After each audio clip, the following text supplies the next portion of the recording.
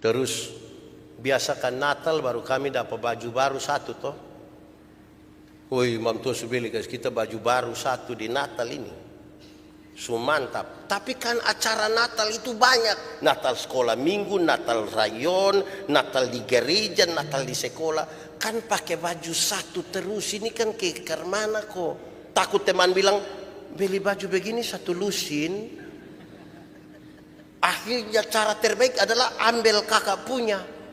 Woi, itu pulang kita mau bawa bunuh sudah. Itu pulang kita mau bawa bunuh. Bapak datang, bapak bilang, mana baju yang kamu pakai bakalai, coba. Ini. Bisa tagal ini baju kamu dua kakak adik bakalai. Baju harga berapa ini? Sampai bisa merusak kamu dua persaudaraan. Anak ini baju ini belum lunas, tapi kamu sudah lunas. Aku berkata kepadamu, kasihilah musuhmu, berbuatlah baik bagi yang membencimu, mintalah berkat bagi yang mengutuk, berdoa bagi yang mencacimu. Kalau pipi kirimu ditampar, berikan juga pipi kanan. Aku yang memilih kalian. Mari kita menghadap Tuhan dalam doa. Kita berdoa. Ya Tuhan Allah, tibalah saatnya kami akan membaca dan merenungkan firman-Mu. Tolonglah kami supaya kami membaca dengan baik, merenungkan dengan baik, dan lebih dari itu Tuhan memampukan kami untuk melakukan kehendak firman-Mu. Tuhan tolong kami supaya kami betul-betul menaruh perhatian pada pemberitaan ini. Karena itu jauhkanlah semua penggoda pencobaan, baik di dalam kami, baik di sekitar kami, supaya di dalam damai-Mu kami belajar firman Tuhan. Terima kasih banyak Tuhan, kami rindu akan firman-Mu. Berkati hamba-Mu yang akan menyampaikan firman. Berkati semua orang yang memberi hidupnya untuk pemberitaan firman hari ini. Di dalam nama Yesus, firman yang hidup itu kami berdoa. Amin. Bapak Ibu Saudara-saudara, tema yang ditetapkan oleh Majelis Sinode untuk hari ini adalah kasih yang memulihkan relasi. Pembacaannya terambil dari Injil Yohanes pasal 21 ayat 15 sampai ayat yang ke-19. Injil Yohanes 21 ayat 15 sampai ayat yang ke-19. Sejemput jemaat Tuhan berdiri. Gembalakanlah domba-dombaku. Sesudah sarapan Yesus berkata kepada Simon Petrus, Simon anak Yohanes, apakah engkau mengasihi aku lebih daripada mereka ini? Jawab Petrus kepadanya, benar Tuhan, engkau tahu bahwa aku mengasihi engkau. Kata Yesus kepadanya, gembalakanlah domba-dombaku. Kata Yesus pula kepadanya untuk kedua kalinya, Simon anak Yohanes, apakah engkau mengasihi aku? Jawab Petrus kepadanya, benar Tuhan, engkau tahu bahwa aku mengasihi engkau. Kata Yesus kepadanya, gembalakanlah domba-dombaku. Kata Yesus kepadanya untuk ketiga kalinya, Simon anak Yohanes, apakah engkau mengasihi aku? Maka sedihlah hati Petrus karena Yesus berkata untuk ketiga kalinya, apakah engkau mengasihi aku? Dan ia berkata kepadanya, Tuhan, engkau tahu segala sesuatu, engkau tahu bahwa aku mengasihi engkau. Kata Yesus kepadanya, gembalakanlah domba-dombaku. Aku berkata kepadamu, sesungguhnya ketika engkau masih muda, engkau mengikat pinggangmu sendiri dan engkau berjalan kemana saja kau kehendaki.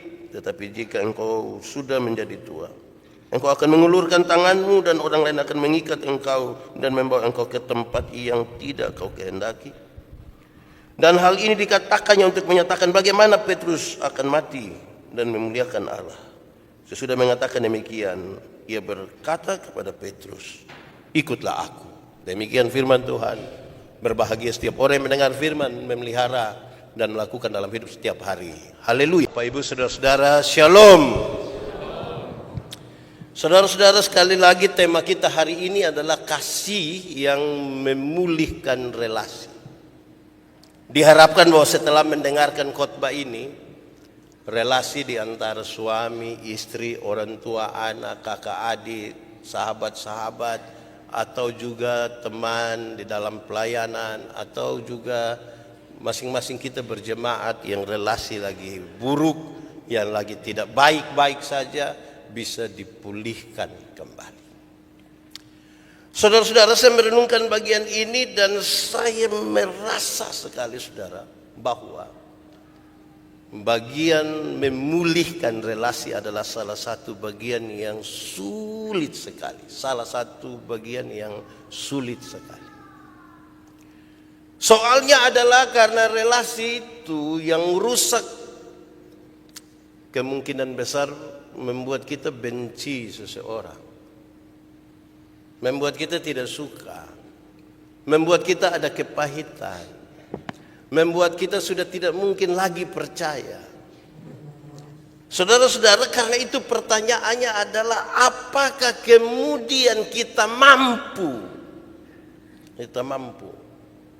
supaya relasi yang buruk tadi itu, yang sempat membuat kita sakit hati, marah, benci, penuh kepahitan, itu akan kembali menjadi baik. Apa mungkin? Kan saya bilang kepada saudara bahwa ini satu bagian yang sulit, salah satu bagian yang sulit untuk kita lakukan. Omong nanti gampang, sebentar saya akan bicara hal yang gampang-gampang. Tapi apakah kita mampu?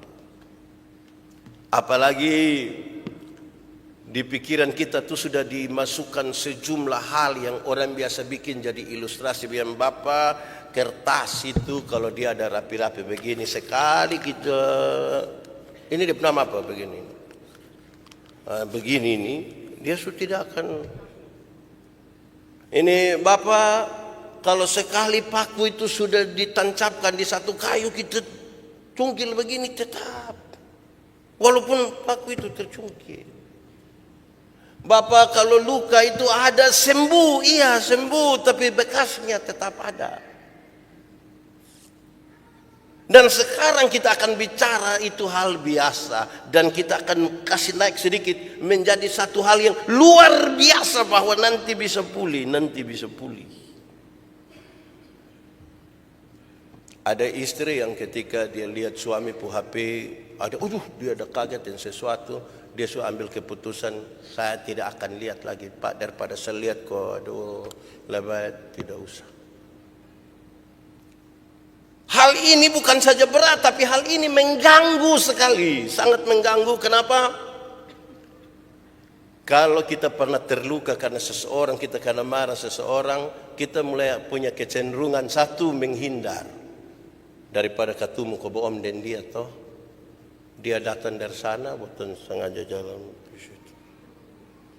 Pas kebetulan tidak ada jalan lain, hanya bisa satu jalan, dan kita sengaja terima telepon. Halo, bicara mesti pakai tutup. Jadi membebani kita. Kalau kita tidak suka satu orang ini, saudara, kalau terpaksa harus bicara tuh beban, kita penuh kepalsuan. Senyum kita palsu, kata-kata kita palsu. Jadi membebani kita sekali. Jadi pemulihan relasi itu penting. Sebelum kita lebih jauh, saya mau tanya, saudara, mari kita jujur bahwa kita pernah terluka karena seseorang. Mari kita jujur. Kita pernah sakit hati karena seseorang. Dia pun kalimat kok, dia pun sikap terhadap kita kah? Itu kita pernah sakit hati. Tuhan tidak mau itu lama-lama di kita, karena itu akan bawa pahit dalam kita pu hidup.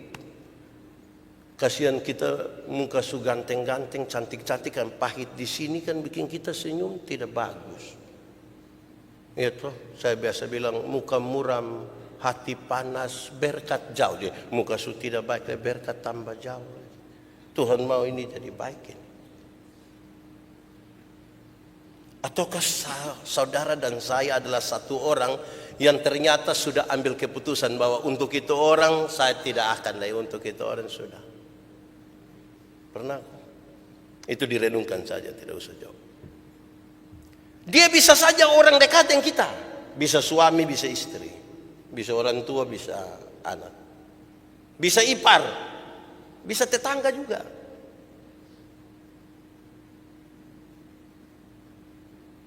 Bisa orang lain kita mungkin kita rasa kok kenapa dia yang bikin kita kecewa ya, sakit hati, dan mulai itu kita mulai standar-standar sebajaga, biasa bergaul enak-enak, terus kita mulai rasa itu Sudahlah daripada. Akhirnya ketemu tuh sudah tidak enak lagi, sudah jadi beban. Rasa-rasa kayak mau cepat-cepat pulang. Kira-kira begitu. Saudara, Simon Petrus itu sama-sama kita tahu pernah menyangkal Yesus. Dan pernah menyangkal Tuhan Yesus.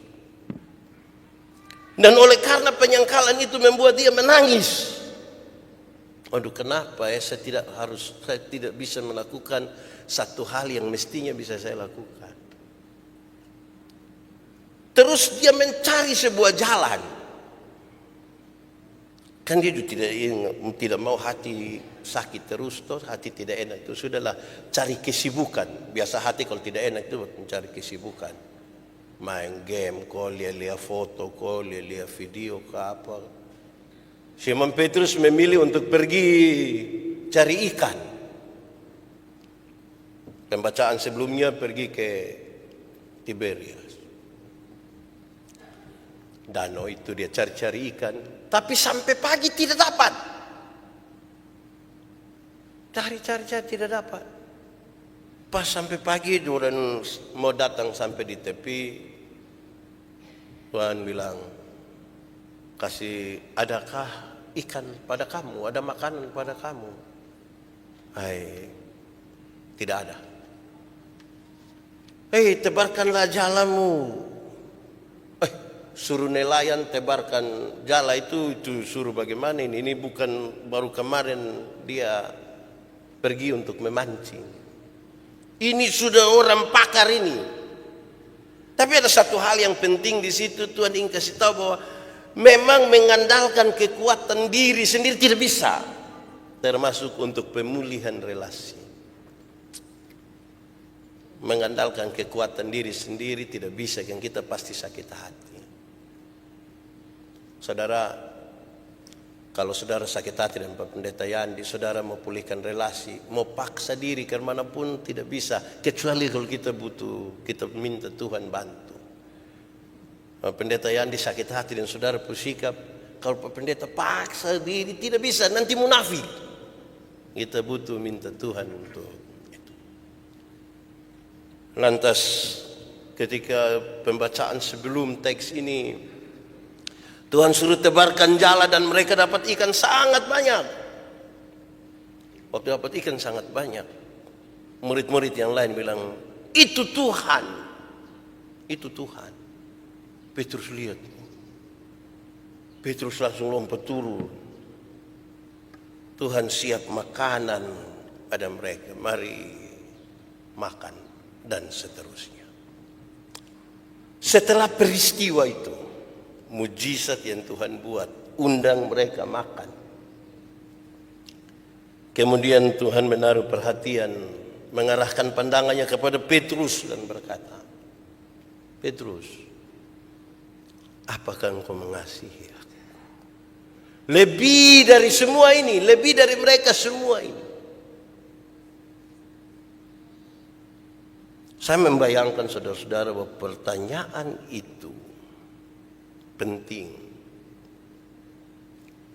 Penting untuk apa? Berkaitan dengan nanti ketika Yesus tidak ada lagi dan mereka akan melayani, termasuk Petrus akan melayani. Apakah engkau mengasihi aku? Lebih dari semua ini, apakah semua ini yang dimaksud? Memang di situ ditujukan kepada orang-orang lebih dari mereka semua ini. Tapi saya ingin tambahkan, konteks waktu itu kan dong ada makan, ya pasti ada ikan, ada sambal, ada roti, ada apalah begitu.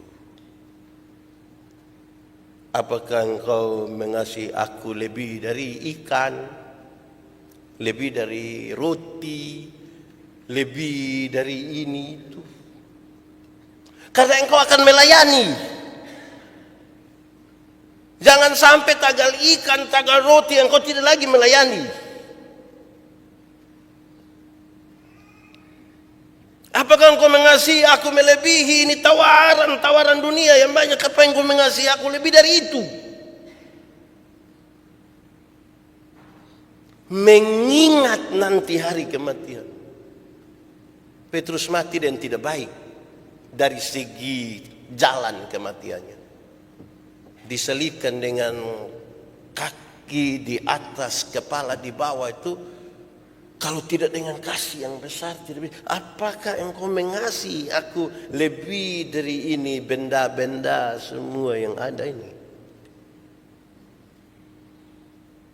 Supaya nanti sebentar waktu kita berbicara tentang pemulihan relasi mesti dimulai dari kasih yang besar. Kalau kasih tidak bisa. Kenapa rumah tangga itu tidak baik-baik saja? Karena ketika ada masalah, beberapa orang berpikir, sudahlah kita jalankan anak dong, sebesarkan tidak bagus bagi orang punya keadaan. Sudah bukan karena kasih di antara kita dua, sudah lebih kepada ya yang penting kita jalani saja. Apakah engkau mengasihi aku lebih dari ini semua? Ini benda-benda, ini makanan-makanan dan semua tawaran dunia. Wih, tawaran dunia itu tidak gampang. Roh memang penurut tapi daging terlalu lemah. Yang pertama kita bisa bilang tidak. Kedua kita bilang tidak. Ketiga kita bilang orang donjo. Keempat kita akan bilang satu kali apakah engkau mengasihi aku lebih dari ini? Apakah engkau mengasihi aku lebih dari zona yang paling nyaman dalam hidupmu? Mengingat nanti hari kematian. Kalau hal-hal kecil saja engkau sudah menghindar, apalagi nanti akan mati karena namaku. Kira-kira begitu. Atau yang kedua, Petrus, apakah engkau mengasihi aku lebih dari ini murid-murid yang lain yang ada di sini? Apa engkau mengasihi aku lebih dari murid-murid yang lain yang ada di sini semuanya? Mengingat engkau kan pernah bilang di malam itu bahwa sekalipun mereka terguncang imannya, tapi aku tidak akan sekali-kali terguncang iman kepadamu. Petrus, engkau masih konsisten. Engkau mengasihi aku dan tidak akan terguncang iman. Mengingat nanti hari kematianmu. Oleh karena namaku. Murid-murid yang lain tidak pernah berkata seperti Petrus. Sekalipun mereka terguncang iman. Tapi aku sekali-kali tidak. Poin yang pertama tadi kita sudah dapat jelas. Mesti ada kasih. Kalau kasih tidak ada, tidak bisa. Kita tidak akan terguncang kalau kasih itu besar. Saya mendefinisikan ulang dan jemaat Agape hafal definisi ini. Kasih ialah kebaikan tidak terpatahkan oleh apapun dan tidak akan pernah berubah menjadi kebencian. Kasih ialah kebaikan tidak terpatahkan oleh apapun dan tidak akan pernah berubah menjadi kebencian. Dengan rujukan yang jelas. Karena begitu besar kasih Allah akan dunia ini. Tuhan Allah mengasihi dunia. Dunia tidak mengasihi Tuhan. Tapi apakah Tuhan berhenti mengasihi dunia? Apakah kemudian Tuhan membenci dunia? Tidak. Kasih tidak terpatahkan. Supaya jangan ada orang yang begini. Kok Paul, saya terlalu hargai kau Paul, tapi setelah saya lihat kau Paul punya sifat asli macam begini, maaf, itu tidak ada kasih. Kasih mesti lebih besar dari itu. Mengingat tiap hari kita berjumpa, karena tiap hari kita ketemu ini siapa yang dia punya tugas tiap hari kasih senang orang, kasih puas orang. Semakin banyak kita ketemu, semakin ada kemungkinan kita dalam tanda petik saling melukai, menyakiti. Karena tidak semua kita pun mau sama. Mesti kasih itu besar. Kasih yang besar itu yang akan mengatakan saya tidak akan terguncang. Orang tua itu karena kasih yang besar terhadap anak-anaknya, dia bilang, anak, Papa dan mama susah-susah, tapi kalau yang penting mau, papa mama berjuang betul-betul. Dong melakukan apa? Kenapa? Karena kasih yang besar. Saudara, teks tadi ringan kan kita baca, semua orang hafal. Ini pembacaan dihafal dengan baik. Tuhan Yesus bertanya 3 kali, apakah engkau mengasihi aku? Dan sampai pada pertanyaan yang ketiga, sedihlah hati Petrus. Karena Tuhan kenapa bertanya sampai 3 kali? Apa yang tersembunyi di balik pertanyaan 3 kali? Pertama, saudara-saudara, pertanyaan sampai 3 kali ingin menegaskan sesuatu. Engkau periksa baik-baik kasihmu kepadaku, periksa baik-baik. Apalagi mengingat engkau akan melayani nanti, periksa baik-baik, ingat baik-baik. Ini pikirlah dahulu baik-baik untuk ambil keputusan terima dan melayani Yesus, karena serigala punya liang, burung punya sangkar, tapi anak manusia tidak punya tempat untuk meletakkan kepala. Pikir baik-baik, karena engkau akan mengatakan sesuatu. Pikir-pikirlah baik-baik, karena itu akan menjadi keputusan paling tinggi, yang tidak boleh ada satupun keputusan yang lebih tinggi daripada kasihmu terhadap Tuhan.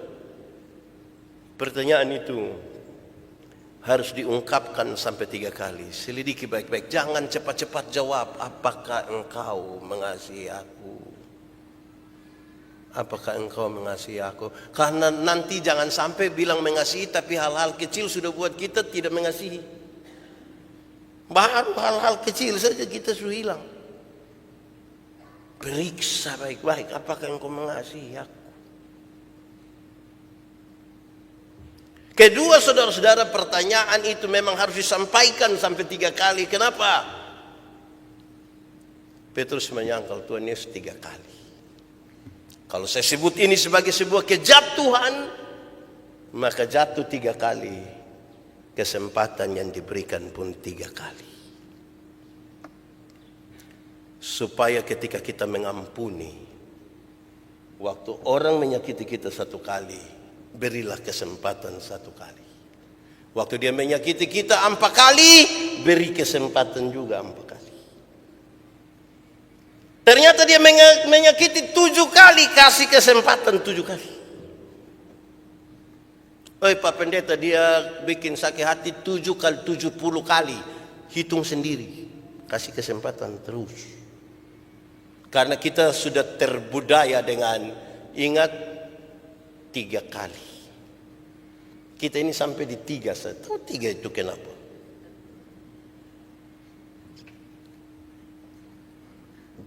Orang bikin sama seperti kita toh. Berdosa 3 kali dan Tuhan kasih kesempatan kita 3 kali.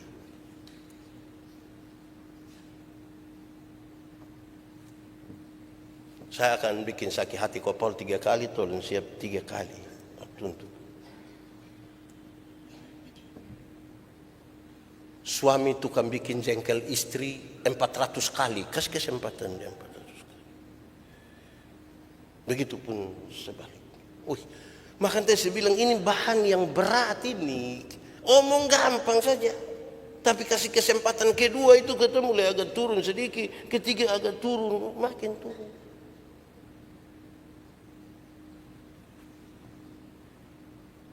Sama dengan kejatuhan. Jumlah pemulihan sama dengan jumlah kerusakan. Tapi ada lanjutan. Gembalakanlah domba-dombaku. Harus ada sesuatu yang dilakukan sebagai bentuk bahwa engkau mengasihi aku. Petrus, apakah engkau mengasihi aku? Benar Tuhan, engkau tahu aku mengasihi engkau. Terus dia bilang, gembalakanlah domba-dombaku. Petrus, karena engkau mengasihi aku, terimalah tanggung jawab pengembalaan ini. Tanggung jawab pengembalaan itu harus dilakukan dengan kasihmu terhadap Tuhan. Atau dengan kata lain, Sebagai bentuk mengasihi Tuhan, maka orang harus siap menerima tanggung jawab. Jangan ada orang merasa atau meyakinkan dirinya bahwa dia mengasihi Tuhan tapi tidak mau terima tanggung jawab. Ada yang bilang untuk sayang Tuhan, kasih Tuhan saya sayang, tapi untuk pelayanan biar Bapak dong atur saya ikut-ikut saja. Tanggung jawab. Tapi dia bukan sekedar tanggung jawab. Karena ada satu kalimat, mengingat hari kematiannya, maka dia tambah satu. Kalau saya mengasihi Tuhan, kita semua mengasihi Tuhan, ada tanggung jawab untuk menerima sesuatu, tetapi harus terima sebuah resiko dari itu. Resiko. Siapa berani terima resiko? Oleh karena kasihnya kepada Tuhan. Ini mengasihi Tuhan, amin. Siap terima resiko. Saya kira bertanya pada pendeta sekalipun macam saya, ini saya juga pikir 2-3 kali dulu. Waduh, teman-teman yang bisa ambil resiko itu luar biasa. Pasti bukan karena kemampuannya, tapi Tuhan memberi kemampuan untuk melakukan itu. Tapi kalau itu tidak siap, kita belum mengasihi. Itu baru ada di kata-kata. Kasih itu kata-kata, bukan kata-kata. Kasih itu tindakan. Tindakan dalam tanggung jawab dan ketersediaan diri untuk mengambil resiko. Kalau engkau mengasihi istri, suami, itu kan karena saling mengasihi itu berani ambil tanggung jawab toh. Tanggung jawab istri. Kita tanggung jawab kita pun diri saya susah. Kita tanggung jawab tambah satu orang lain. Dari itu orang dia melahirkan 3 orang lagi. Kita tanggung jawab tambah satu lagi. Belum tanggung jawab lagi dia pukul keluarga lagi. Tanggung jawab tambah. Itu penuh dengan resiko.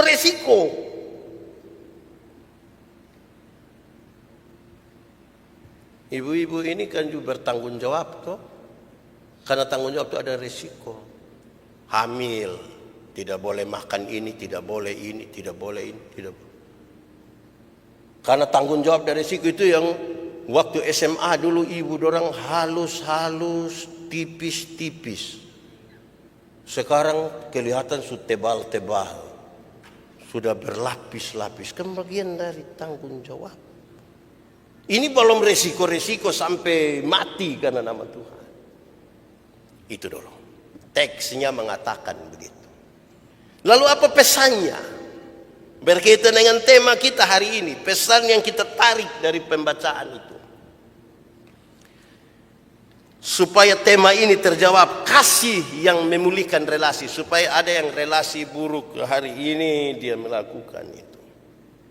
1. Doakan baik-baik dan segera lakukan 1-5 ini. 1. Inisiatif. Boleh ucap sama-sama. 1, 2, 3. Inisiatif. Dalam konteks Yesus dan Petrus, Tuhan Yesus tidak salah. Yang salah itu Petrus. Tapi siapa yang ambil inisiatif? Tuhan Yesus. Tuhan Yesus tidak pernah bilang kau beta yang salah, nah beta mau yang PO menden dia duluan. Tuhan tidak pernah bilang begitu. Dia berinisiatif, padahal dia tidak salah. Saudara, kenapa kita takut ambil inisiatif? Kenapa kita takut ambil inisiatif?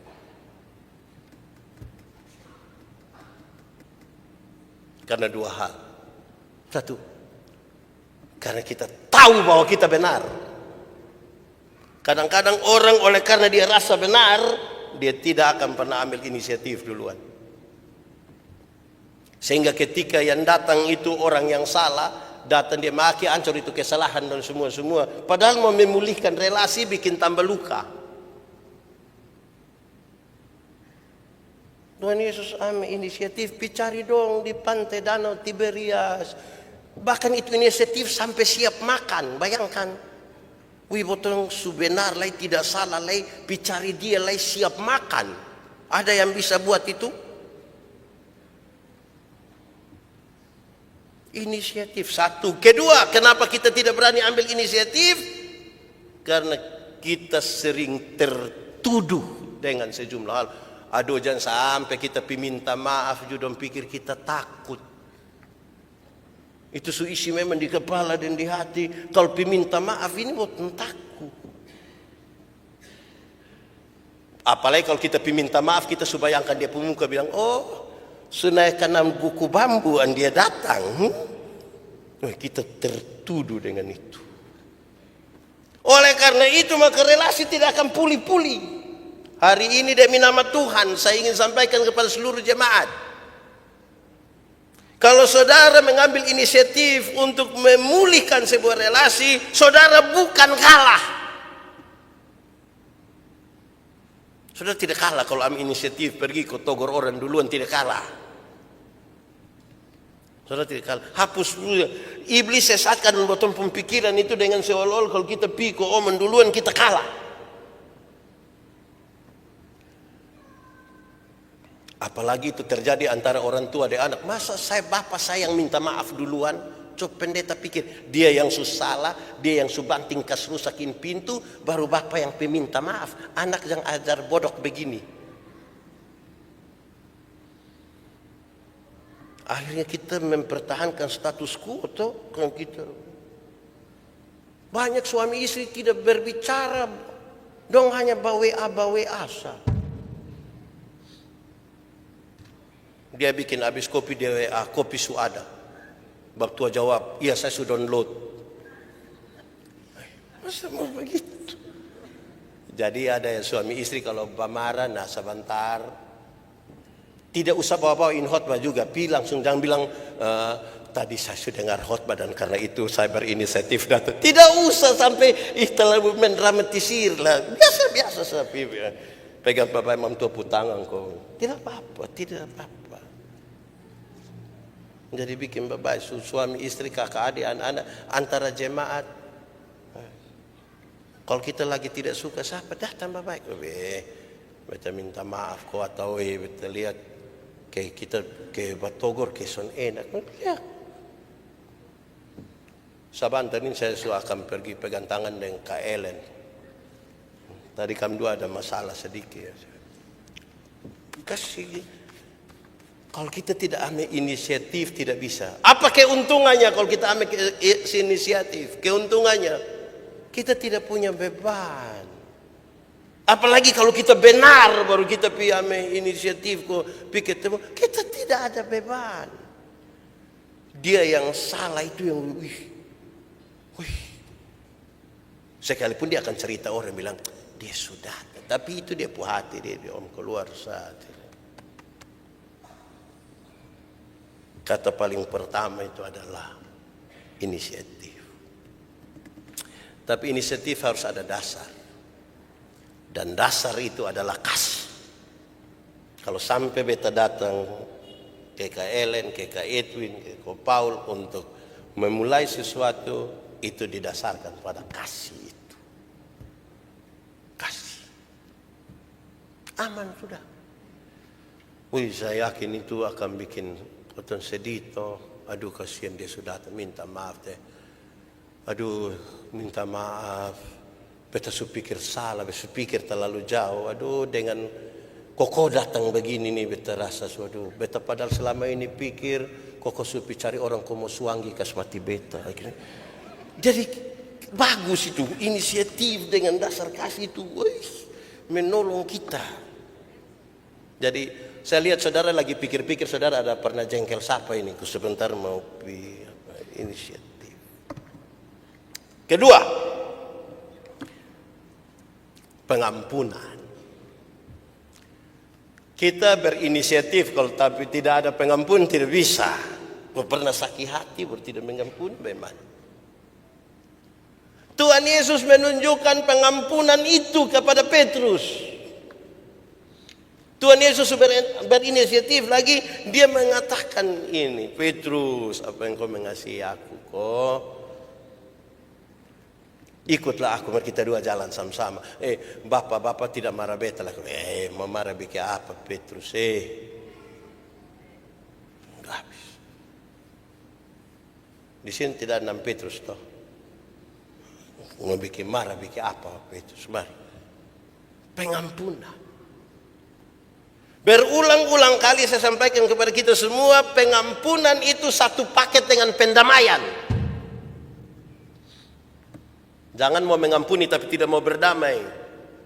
Ada orang yang mau mengampuni tapi tidak mau berdamai, ada yang mau berdamai tapi tidak mau mengampuni. Yang mau mengampuni tapi tidak mau berdamai, tidak bilang untuk marah saya tidak marah, untuk marah saya tidak marah. Dia mau datang silahkan rumah tabu, tapi untuk saya pergi ke dia maaf. Itu bukan mengampuni. Karena mengampuni mesti satu paket dengan pendamaian. Ada orang mau berdamai tapi tidak mau mengampuni. Itu pencitraan saya itu. Nanti kita sepertinya tidak ada masalah kok kita pegang tangan, peluk, baku cium pipi kiri, kelihatan super damai. Terus ada yang ini WA bilang, "Wih, botong lihat sudah damai." Siapa bilang? Jadi pengampunan itu satu paket dengan pendamaian. Karena tadi inisiatif kita seucap sama-sama. Yang kedua kita ucap sama-sama pengampunan. 1, 2, 3. Pengampunan. Pengampunan. Supaya relasi pulih. Kalau tanpa pengampunan tidak bisa. Tentang pengampunan Tuhan Yesus ajar. Ampunilah kami akan kesalahan kami. Sama seperti kami mengampuni orang yang bersalah kepada kami. Tuhan, ampunilah Yandi seimbang dengan Yandi mengampuni Kak Edwin. Jadi kalau Yandi mengampuni Kak Edwin 2 kali hari ini, Yandi dapat kesempatan dari Tuhan diampuni 2 kali.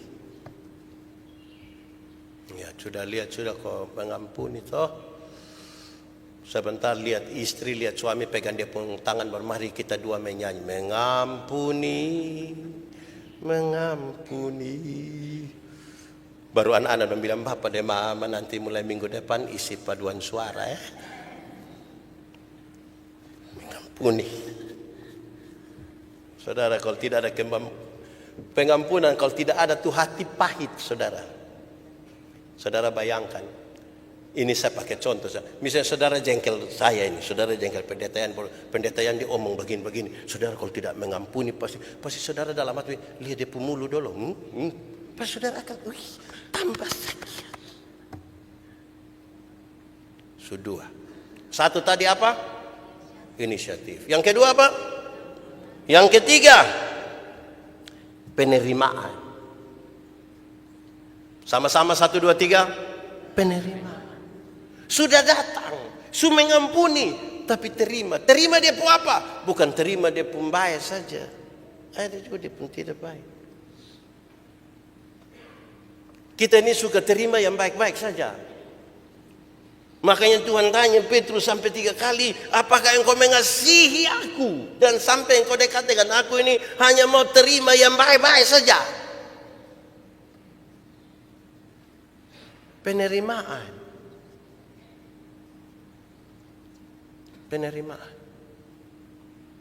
Penerimaan yang sungguh dari kita hati. Karena biasa orang tua dulu itu nasihat pernikahan dong bilang begini, ingat kita bukan kawin ame dia pun baik saja, kita kawin ame dia pun tidak baik juga.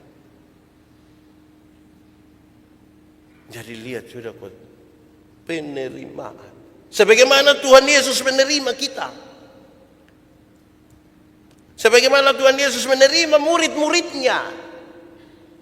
Mestinya pemulihan relasi itu juga dimulai dari sebuah penerimaan. Terima. Ada orang yang dia kalau marah di saudara dia bilang, ingat beta mati jangan coba-coba lu muncul. Hai su mati juga masih ancam orang ini.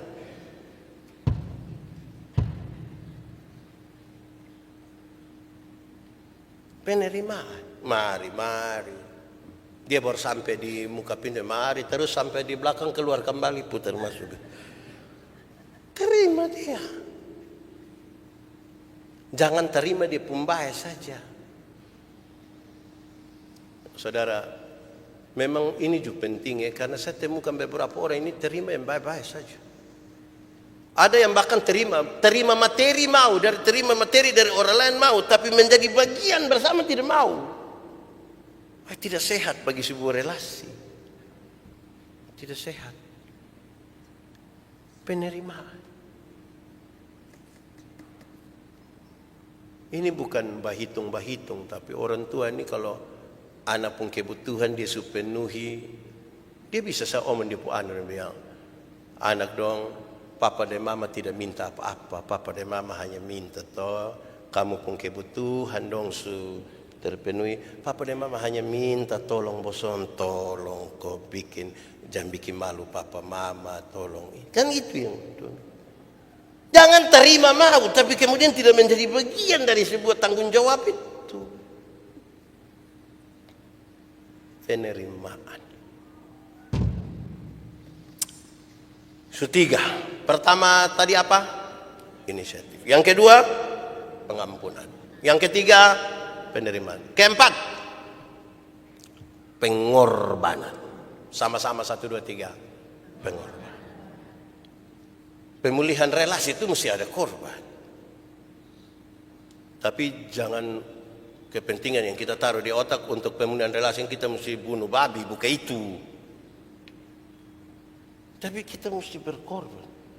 Berkorban waktu, korban perasaan, bahkan korban materi. Tidak apa-apa, yang penting relasi baik. Relasi lebih penting dari semua itu. Kenapa? Kenapa relasi lebih penting dari semua itu? Karena pemulihan yang paling pertama adalah pemulihan kita dan Tuhan. Nanti pemulihan dan Tuhan sudah selesai, itu kita pemulihan dengan orang-orang. Kalau ada orang yang pemulihan di antara sesama manusia tidak beres, itu berarti dia belum selesai antara pemulihan relasinya dengan Tuhan. Ini tidak selesai. Kalau dengan Tuhan saja dia bisa marah, apalagi hanya kita begini, dia bisa marah tidak berhenti. Karena itu butuh pengorbanan. Saya bayangkan untuk sebuah apalagi pemulihan relasi, Tuhan Yesus bahkan berkorban sampai mati. Pengorbanan macam apa itu? Pengorbanan macam apa itu? Pengorbanan sampai mati. Ya Pak Pendeta, kami bukan Tuhan Yesus. Ya saya juga bukan Tuhan Yesus. Yang kita bisa lakukan mungkin kita tidak sampai mati karena sebuah relasi, tapi paling tidak menyatakan bahwa kita punya ketersediaan diri, ketersediaan hati untuk berkorban demi sebuah pemulihan. Tidak apa-apa toh. Kita butuh berdamai. Berdamai dengan Tuhan dan diri sendiri dan orang lain. Dan itu butuh pengorbanan. Dan Tuhan Yesus menunjukkan itu bagi sebuah relasi yang pulih. Pengorbanan. Nanti kalau kita suka ketemu baik-baik baru ajak makan, ajak segala macam, tidak apa-apa. Hati ini harus siap untuk berkorban. Saudara, berkorban ini kan omong tentang korban segala macam, termasuk korban materi. Nah, siapa di antara kita yang siap untuk itu? Apakah kita siap berkorban materi? Saudara renungkan dalam perjalanan hidup saudara, mungkin pernah punya sebuah pengalaman di mana ternyata memang materi harus dikorbankan demi sebuah pemulihan. Biasa orang tua dulu bilang, uang kita masih bisa cari, tapi ingat kakak ini. Saya ingat saya pun bapak bilang, ya, kau ini apapun kau minta maaf di kau pun kakak itu. Kan itu hari kalau mama lahirkan kakak, kalau mama mati yang kau ini tidak ada. Lihat kau itu. Terus biasakan Natal baru kami dapat baju baru satu toh. Woi, mam tua sebeli guys, kita baju baru satu di Natal ini. Mantap. Tapi kan acara Natal itu banyak. Natal sekolah minggu, Natal rayon, Natal di gereja, Natal di sekolah. Kan pakai baju satu terus. Ini kan keker mana kok. Takut teman bilang, beli baju begini satu lusin. Akhirnya cara terbaik adalah ambil kakak punya. Wah, itu pulang kita mau bunuh sudah. Itu pulang kita mau bunuh. Bapak datang, bapak bilang, mana baju yang kamu pakai bakalai, coba. Ini. Bisa tagal ini baju kamu dua kakak adik bakalai. Baju harga berapa ini? Sampai bisa merusak kamu dua pun persaudaraan. Anak ini baju ini belum lunas, tapi kamu sudah lunas. Jangan tagal materi kita bertengkar sampai lupa kakak adik, lupa sebagai saudara, sebagai sahabat pelayanan, materi itu apa? Bukan karena materi tidak penting. Saya bicara tidak dalam konteks materi tidak penting. Penting. Kau siapa mau makan relasi, tetap makan nasi. Tapi di atas semuanya itu kasih persaudaraan sebegitu penting. Nah, lihat kok babai hati sudah kok. Istri suami, anak-anak babai sudah, ipar dong juga babai. Apa? Supaya kita punya hati aman kok, duduk senang-senang. Jadi di grup keluarga itu, keluarga besar Manobe kan ada grup WA. Waktu orang Zoom kau tumpung foto keluarga dulu kita pus senyum itu senyum tulus. Tapi kalau itu belum selesai itu kan kita pus senyum keterpaksaan. Kita ada masalah dengan petugas koperasi itu cara senyumnya beda. Empat. Satu tadi apa? Inisiatif. Yang kedua, pengampunan. Yang ketiga, penerimaan. Keempat apa? Pengorbanan. Kelima, terakhir. Untuk pemulihan relasi, dia harus, saya sebut di sini dengan bahasa yang tidak terlalu bagus sebenarnya, tapi saya ingin menyampaikan begini. Pemulihan relasi itu pemulihan luar dalam. Titik tolaknya begini.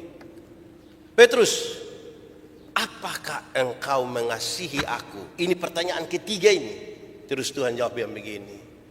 Petrus jawab yang begini. Tuhan, engkau tahu segala sesuatu. Segala sesuatu itu apa?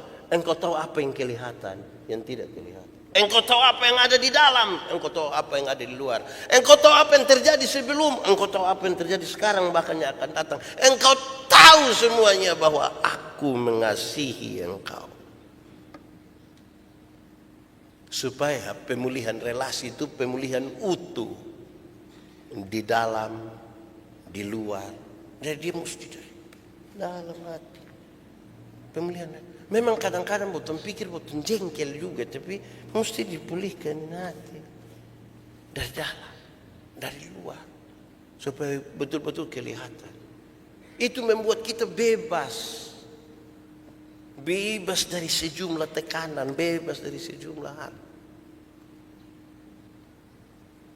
Ini 5 hal yang saya kira penting. Dia mesti tulus, ketulusan, karena dia dari dalam, dari luar, yang kelihatan, yang tidak kelihatan, untuk sebuah pemulihan relasi.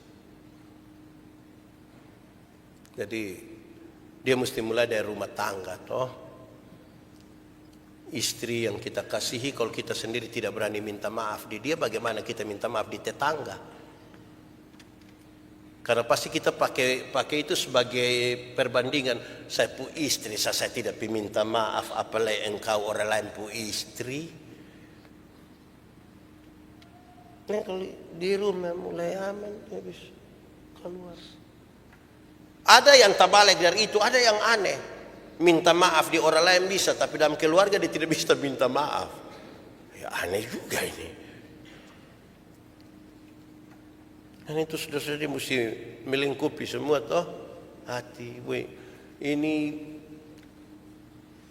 Petrus itu kemudian dia akan menjalani satu kehidupan yang cukup berat.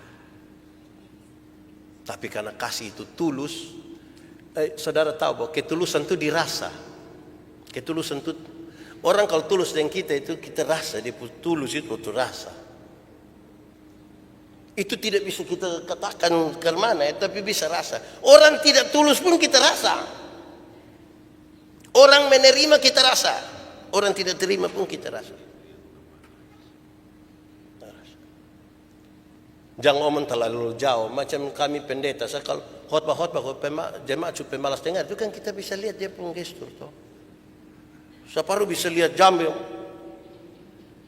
Saparu ada banyak hal yang bisa dilakukan karena terima itu bisa dirasa, ditolak pun bisa dirasa. Nah, kan itu dia mesti dari dalam hati yang betul-betul tulus. Hati tulus. Baik saudara-saudara, untuk 5 hal itu kita sadar akan 2 hal. Ulang-ulang pertama kali saya bilang, kasih mesti ada. Periksa dulu tentang kasih. Besar atau tidak. Jangan sampai kita hanya omong-omong tentang kasih. Tapi sebenarnya tidak ada. Yang kedua, 5 hal itu berat. Berat. Tidak segampang yang saya bilang pulang panggil istri, pegang dia putangko menyanyi, tidak segampang itu. Karena itu kita butuh Tuhan. Kita minta Tuhan, Tuhan mampukan saya hari ini. Pak Pendeta, bagaimana saya supi tapi dia tidak mau terima. Yang penting tempuh hati itu bersih kita supi. Dia itu Tuhan pun proses sendiri, tapi kita pun mesti selesai. Tuhan memberkati kita. Mari kita tunduk kepala di hadapan Tuhan. Aku berkata kepadamu, kasihilah musuhmu, berbuatlah baik bagi yang membencimu, mintalah berkat bagi yang mengutuk, berdoa bagi yang mencacimu. Kalau pipi kirimu ditampar, berikan juga pipi kanan. Aku yang memilih